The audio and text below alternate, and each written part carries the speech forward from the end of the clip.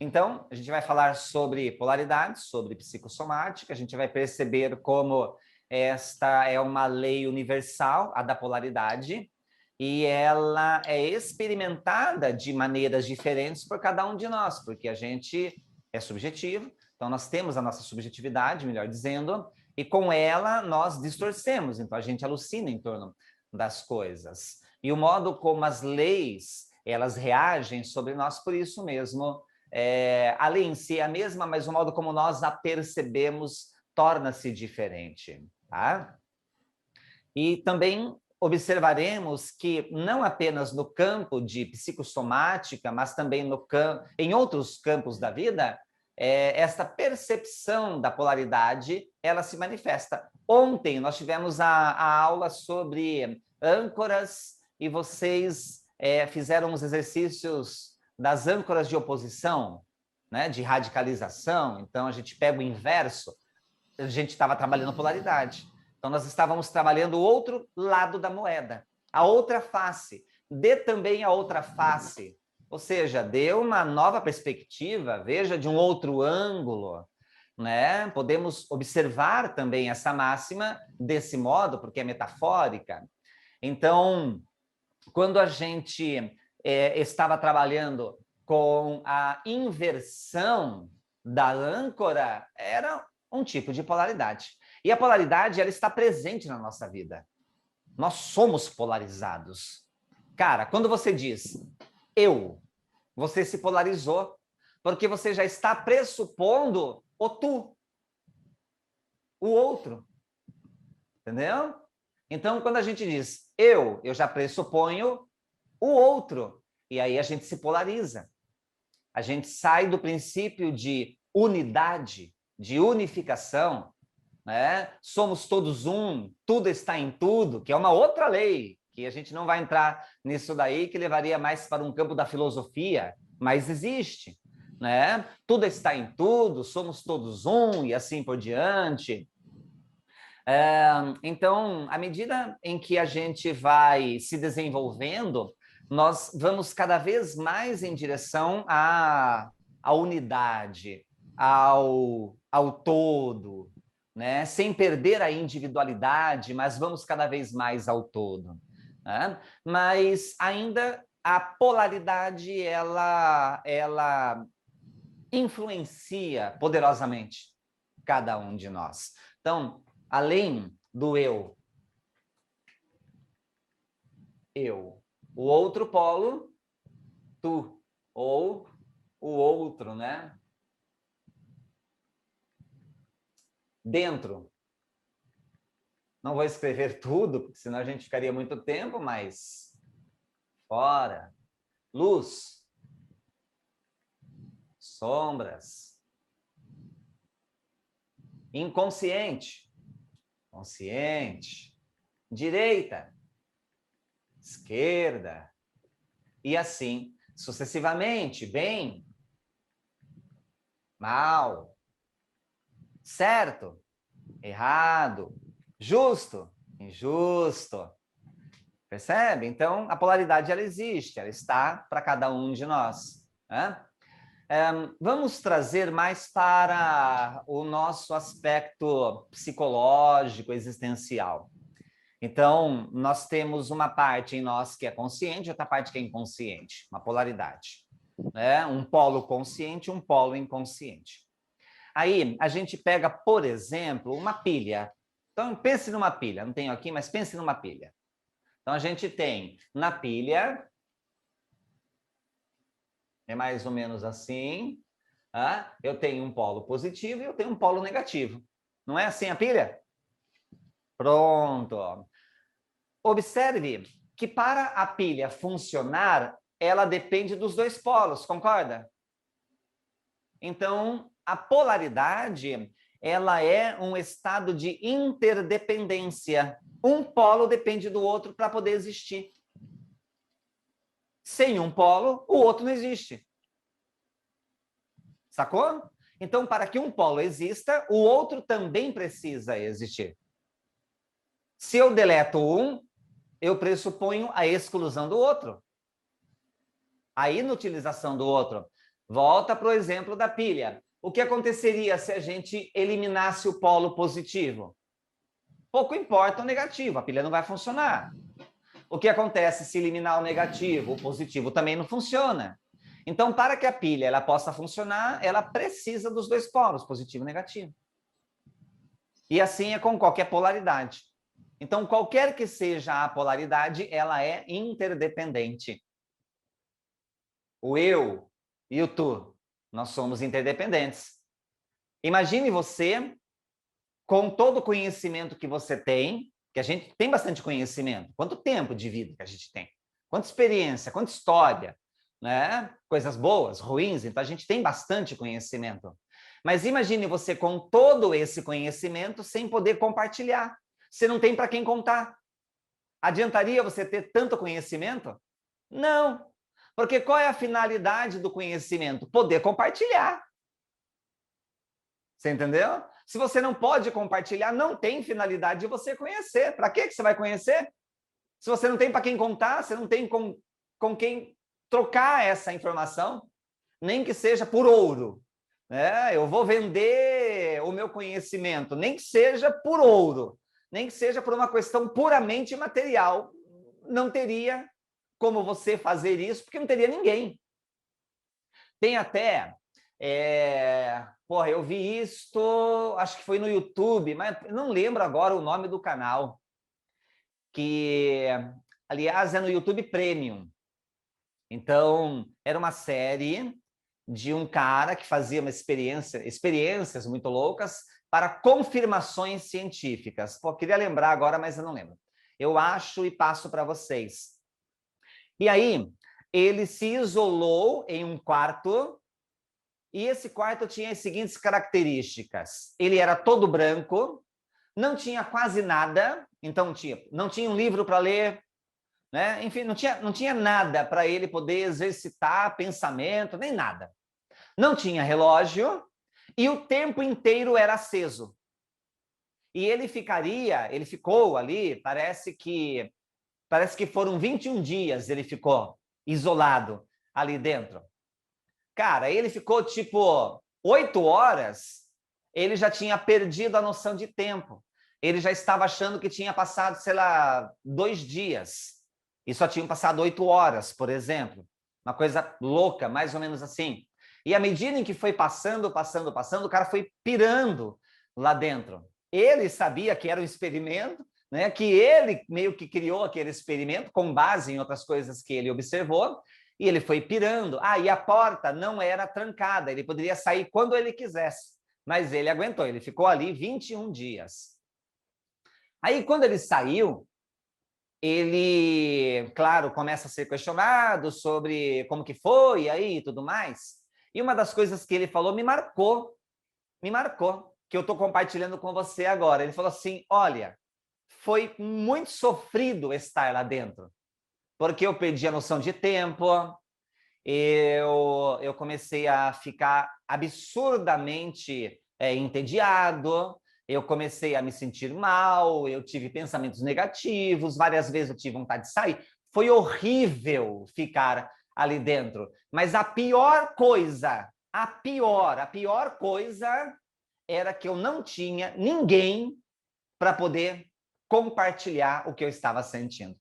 Eu não podia falar com ninguém. Então, a pior coisa foi esse isolamento absoluto. Isso ficou marcado. Aí teve um dia que eu fiz a minha segunda formação em Renascimento. Eu tenho 2, aliás, no mesmo instituto, que é abençoado. E aí, na segunda formação, nós, no último dia, temos um momento onde a gente está sentado ali em círculo, a gente faz uma meditação e a gente começa a falar sobre os sentimentos, as experiências que a gente teve e tudo mais. E um amigo muito querido, ele, na época, o pai dele, hoje faleceu, mas estava vivo, e ele estava em um grau muito avançado de Alzheimer. Então, o pai dele não reconhecia ninguém. Ninguém. Nem o filho, ninguém. Não reconhecia ninguém. Era um grau muito avançado e não durou muito, o pai dele realmente veio a falecer. E ele, ali naquela roda, ele comenta exatamente sobre essa dor. E ele fala, quando eu vou conversar com o meu pai, o que mais me dói é a sensação da falta de memória. E isso me faz pensar o que somos nós sem memória. É a memória que nos define. Porque se eu não tenho memória, eu não tenho vida a compartilhar. Eu não tenho troca. Eu não tenho conexão. A vida perde sentido sem troca, sem memória. Então, isso para mim foram duas coisas sobre o mesmo ponto que me tocaram de uma forma muito profunda e positiva. E hoje, mais do que antes, eu reconheço a importância do compartilhar. Então, quando eu venho dar aula, por exemplo, que eu acabei de falar para vocês, eu amo estar aqui. Não é uma coisa, puta, tem que dar. Não, eu amo estar aqui. Porque quando eu compartilho, eu me realizo. Eu não tenho medo de compartilhar, eu gosto de compartilhar, de ensinar muito mais do que você quer aprender, de entregar conteúdo e me sentir à vontade em relação a isso. Porque é isso que me define, é isso que define você também. Então, compartilha. Agradeça porque você tem memória, você consegue reconhecer, você consegue puxar uma informação e passar ela adiante. Porque na terapia, muito do que a gente vai fazer é compartilhar. Então, você só é você porque existe eu, e eu só sou eu porque existe você. Nós somos a polaridade um do outro, e aí nós somos um. Porque não haveria sentido de existir se não fosse a sua existência. E sem a minha existência, a sua perderia sentido também. Pense sobre isso. E essa lei da polaridade, ela é uma lei fantástica, porque ela nos ajuda a entender o poder da inclusão de tudo. Porque tudo tem o direito de pertencer à sua vida. Desde o micro até o macro. Desde as coisas mais singelas às mais complexas. Se elas estão para você, é porque elas são sua, de alguma forma. Se passou pela sua vida, é porque você precisava da experiência. Mesmo que essa passagem tenha sido quase insignificante. Como naquela metáfora do fósforo e da vela, que o fósforo vai até a vela e diz, vela, me deixe te acender. E a vela diz, de jeito nenhum. Você vai me queimar, eu vou derreter, vou ficar feia. E pior, eu vou morrer, porque na hora que eu derreter toda, eu irei à morte. Eu prefiro estar assim, sem o fogo, mas me manter bela e viva. E o fósforo diz, mas qual seria o seu propósito? Qual seria o propósito de uma vela, se não o de ter uma chama, de iluminar, de acender? E isto, de uma certa forma, convence a vela. E o fósforo diz, eu passarei muito rápido. Eu vou riscar, vou acender, e na hora que você perceber, eu já fui, já sumi, mas você não, você ficará muito, muito, muito, muito tempo acesa. Não eternamente, mas muito tempo acesa. Eu passarei rapidinho pela sua vida. Eu acendo e vou. E você fica acesa e se mantém. E ela, convencida, ouve aquele som, sente o fogo subindo, fica encantada, e quando ela vai agradecer, ali estão as cinzas, e ela ouve no diálogo interno, mais uma vez aquelas palavras, eu passarei rapidinho pela sua vida, mas você ficará acesa. E todos os dias em que ela sentia a chama, ela sentia a gratidão àquela experiência rápida que ela teve com o fósforo. Foi graças àquilo que ela se manteve acesa.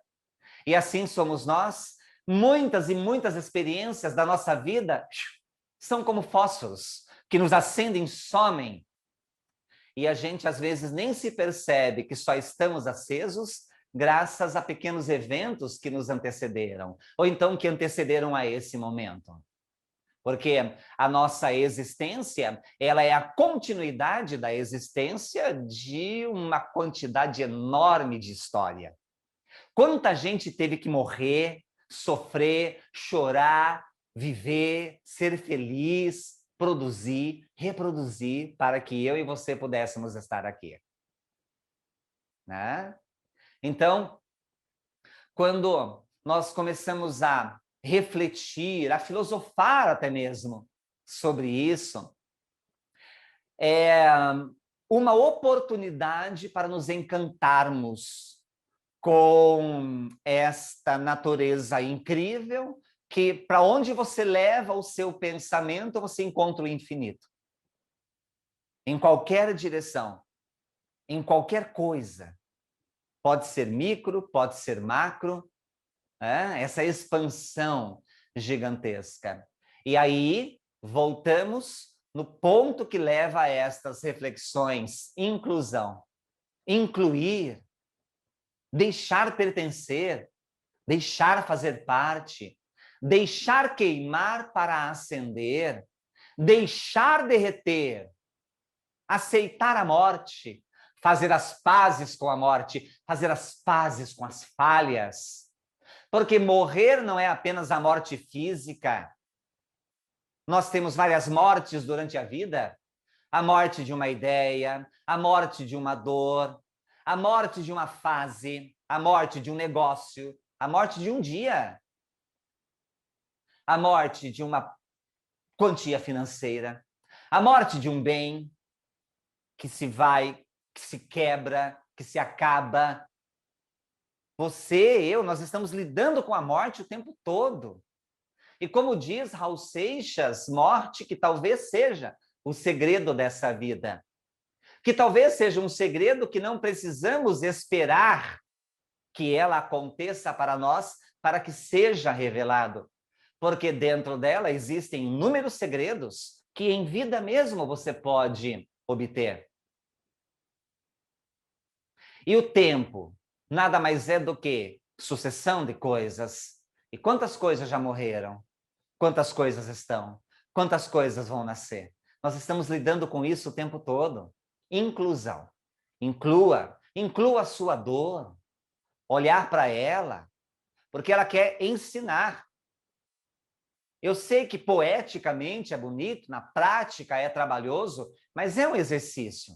É um exercício para a vida. É um exercício de amadurecer, de crescer, de expandir.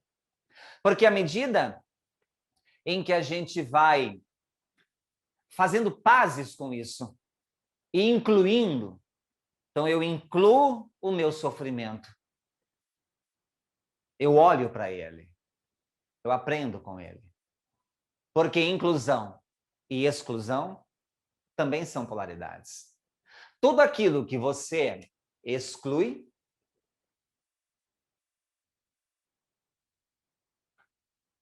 precisa ser reincluído em algum momento. Tudo aquilo que você diz não, não quero pensar, não quero sentir, não quero olhar, não quero aceitar, não quero admitir, não quero me responsabilizar por isso. Quantas vezes a pessoa diz, isso para mim está morto e enterrado? E eu gosto de pensar que se está morto, nada mais justo do que enterrar. Mas o problema é quando você e eu enterramos coisas vivas e elas ficam ainda habitando dentro de nós como zumbis, chamando a nossa atenção. E quando estes zumbis se manifestam, vêm os sintomas. Então, o que é o sintoma? Seja um sintoma físico, seja um sintoma emocional, psicológico, de qualquer ordem que seja o sintoma, todo e qualquer sintoma é uma exclusão. É alguma coisa que você excluiu. Então, quando eu excluo algo, o meu sistema vem e diz, sim, toma. Toma no sentido de tomar. Toma para você. Toma esta história. Toma essa experiência. Toma no sentido de assuma a responsabilidade, porque é seu. É tua cruz. É você que tem que carregar. Não adianta passar a responsabilidade para outro, porque é o seu caminho, é o seu calvário. É você quem tem que seguir. E é só você que vai aprender com isso. Se nós fôssemos responsáveis pelo sofrimento do outro, do modo como a gente imagina, o que aconteceria com a responsabilidade dos nossos próprios atos? Porque se eu sou responsável pelos seus problemas, eu poderia alegar que a responsabilidade dos meus é tua. E isso me deixaria muito confortável. E a gente sabe, em nossa consciência, porque onde que estão escritas todas essas leis? Na consciência. Quer a gente queira, quer não, a consciência acusa. E ela reorganiza e redireciona.